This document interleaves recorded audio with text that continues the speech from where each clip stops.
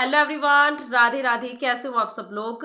तो अफर्मेशंस कैसे काम करती है। हम जिस चीज़ को बार बार बोलते हैं वो चीज़ अफर्मेशंस कहलाती है। और ये काम कैसे करती है, यानी कि अगर जिस चीज़ को हमने बार बार बोला, बहुत फीलिंग्स के साथ बोला कि वो सच में सच हो गया है, तो वो कहीं ना कहीं हमारे माइंड उस चीज़ को एक्सेप्ट कर लेता है और वो आगे चल के हमारी रियलिटी बन जाती है।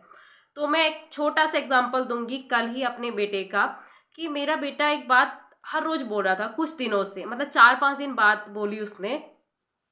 तो उसने ये कहा कि मम्मी मैं ना सेकेंड राउंड की बस से जाऊंगा। उसका मतलब यही था कि मैं सेकेंड राउंड की बस से ही जाऊंगा, मुझे सेकेंड राउंड की बस से ही जाना है।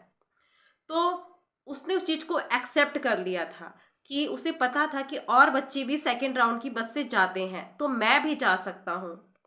तो कल ऐसा हुआ कि जैसे उसकी बस 8:30 बजे आती है, यानी कि थोड़ा सा जल्दी भी आ जाए तो 8:20 तक पहुंच ही जाती है बस रोड पर।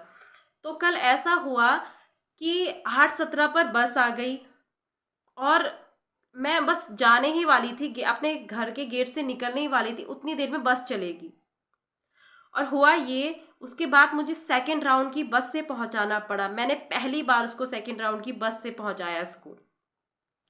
तो उसके बाद मैंने रियलाइज़ हुआ मेरे को कि ये हर रोज़ यही बोलता था कि मुझे सेकेंड राउंड की बस से जाना है, मुझे सेकेंड राउंड की बस से जाना है।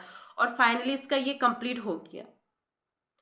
तो एक ऐसे बोलना है, हमें बच्चों की तरह बोलना है कि सच में ये हो गया। आपकी जो अफर्मेशंस है ना, वो सच है। यानी कि वो इस चीज को, वो कोई ना कोई चीज को जी रहा है, इस सपने को कोई ना कोई जी रहा है। अगर आप कार चाहते हो, अगर आप बोलते हो कि मेरे पास कार है, मेरे पास बहुत सारा पैसा है, तो वो हर किसी के पास है। उसको आपको एक बच्चे की तरह बिलीव करना है और उसको बोला है thank you so much universe, मेरे पास कार है, thank you so much universe, मेरे पास मनी है। अगर आप ऐसे बोलते हो तब ज़्यादा चीज़ें अट्रैक्ट होती है, क्योंकि एक तरह से आपने इसमें ग्रेटिट्यूड भी जोड़ दिया।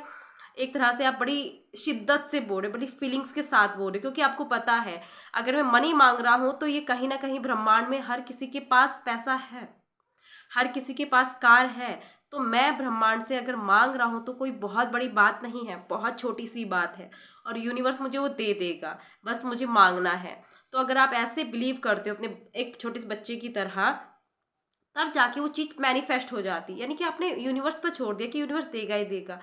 और ऐसे ही नहीं, सेकेंड राउंड की बस से जाना ही मैनिफेस्ट नहीं किया, मेरे बच्चे बहुत चीज़ों को मैनिफेस्ट करता है, जैसे टॉफ़ी वगैरह, दस्ताने वगैरह। मैं कुछ ऐसी चीज़ें उसके लिए ला देती हूँ जो वो सोचता है, लेकिन उसने मुझे बताया नहीं होता है। वो फिर बाद में बोलती कि मम्मी मैं तो ये सोच ही रहा था और आपने ला दिया। तो ऐसा होता है, क्योंकि जो चीज़ आप चाहते हो ना, तो यूनिवर्स उसकी कहीं ना कहीं प्लानिंग कर रहा होता है उस चीज़ को आपके पास पहुंचाने के लिए। लेकिन सबसे मेन पॉइंट कि हमें बिलीव रखना पड़ेगा उस चीज़ में कि वो सच में है, वो औरों के पास भी है तो मेरे पास भी आ सकती है। और उस चीज़ को कर रहे हैं तो मैं भी कर सकता हूँ। और उस और किसी का ये सपना है तो ये मेरा सपना भी पूरा हो सकता है। उस सपने को कोई जी रहा है तो मैं भी जी सकता हूँ।